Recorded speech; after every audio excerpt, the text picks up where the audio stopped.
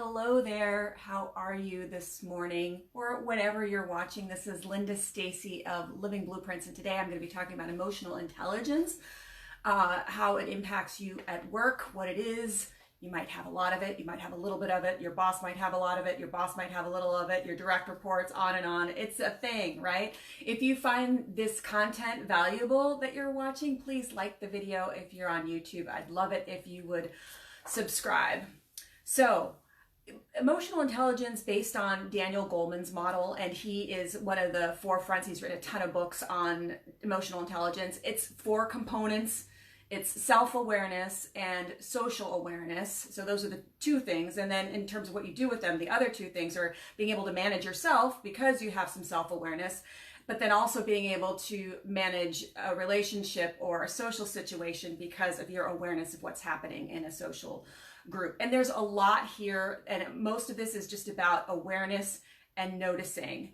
But with self-awareness, sometimes you might notice that something happens to you at work. Maybe you get upset by something and you have a flood. You might even not realize that you're upset with something, but you have a flood of emotion, like blood is running to various parts of your body. This is a biological response.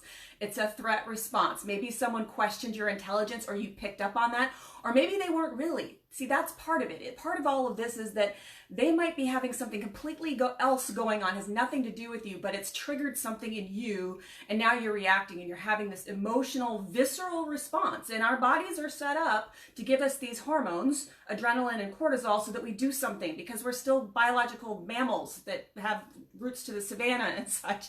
And unfortunately, we can't always just run or, escape or use that energy how it was originally intended, to fight or to run, right? So we have this response, and in the beginning, we're just noticing and becoming more aware of when we respond and how we respond, and maybe there are particular people we respond to more than others. A lot of times, though, we're responding to a story that we're creating about what's happening. It may or may not be true.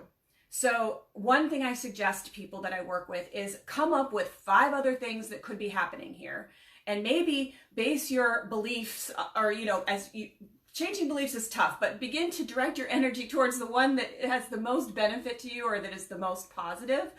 And then another one is just getting really clear. If someone has tricked you, usually this would be more interrelational, like either your spouse, maybe even a child, your boss, to ask them, to kind of let them know, hey, X and such situation, we were talking about this.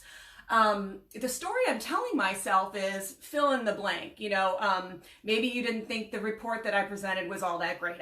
I don't know what it could be, but the story I'm telling myself is fill in the blank, something short and sweet. You don't have to go on and on. You don't have to get defensive. You just say, can you help me get clear on that? And usually whatever they have to say has nothing to do with whatever you have created for yourself. There's an example that Brene Brown, I've taken this from Brene Brown, Rising Strong. She's got all these fabulous books, but she talks about having a 2-day meeting with her team. And one of the people was to present a project he'd been working on for months. She had to rework the agenda at the end of day 1. He had this response, and right in the meeting, because they had set themselves up to behave this way, he said, I need to hang on for a second. He goes, the story I'm telling myself is that we're deprioritizing my project because you've moved it to tomorrow.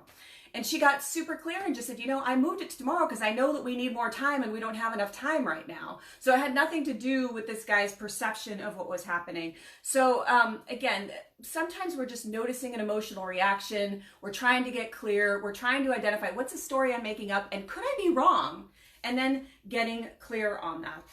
Now, as far as, working in teams and groups, all of us have to work with someone. This counts for our spouses too. I've been reading this great book by a guy named Geoff Bellman, and he says, if you want to succeed in getting things done with others, that's a pretty broad statement, you'd better pay attention to their starting point.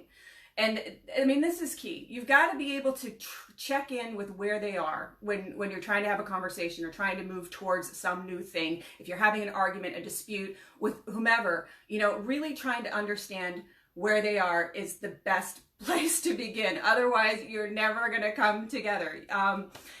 There's, I think I've given this example before, but my husband had reflected back to him. They're trying to fill a role that he left at the current job, but he's changed roles. They're trying to fill his role, and they're having a tough time. And they've told him that he has this ability to be able to talk to the people who are techs on the floor, and he works for a manufacturing company, who work in the plant, the technicians, and he also has the ability to talk to the people who are the executives, his leaders, and being able to cross that very effectively. And there are lots of people in the organization that can't. You know, there are a lot of really technical people, very smart people, PhDs, you know, but they haven't learned this skill. And when talking to him about it, he thinks he learned it back when he was working for his dad, because it was tough. He was, you know, doing the things that the workers were doing and hearing them talk about his father, but he also understood what was going on with his dad in terms of running the business. So you don't have to get inside people's heads. You just have to be aware that they're coming from a different place and ask questions, be curious. If you pick up on a reaction from them, they're getting upset by something, you know, you could just check in and say, hey, you know, is something going on? Do you want to talk about it? It might have nothing to do with what is happening. So these are, you know, bottom line, baseline things as they relate to emotional intelligence. You know, most people just want to be heard. And when you're listening, when you're seeking information, when you're being curious because you want to be able to get to resolution or work forward on a project, you know, you don't have to agree with the person. You're not making them right or wrong. You're just seeing where they are, and then focusing on where you want to be as a team. Why are you guys together in the first place? If you guys can't come together on that at all, maybe this shouldn't be a team. Maybe this shouldn't be a relationship.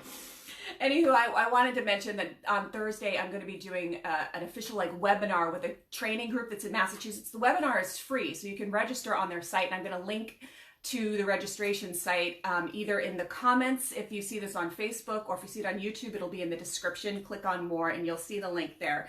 You can register for a little bit more formal, a little bit more of this in terms of emotional intelligence, and really focused at work, but this has impacts in all aspects of your life. Again, if you like this content, I would love it if you'd like the video, whether you're watching on YouTube or Facebook, and subscribe on YouTube would be fantastic. And I hope you have a really great week. All right, bye-bye.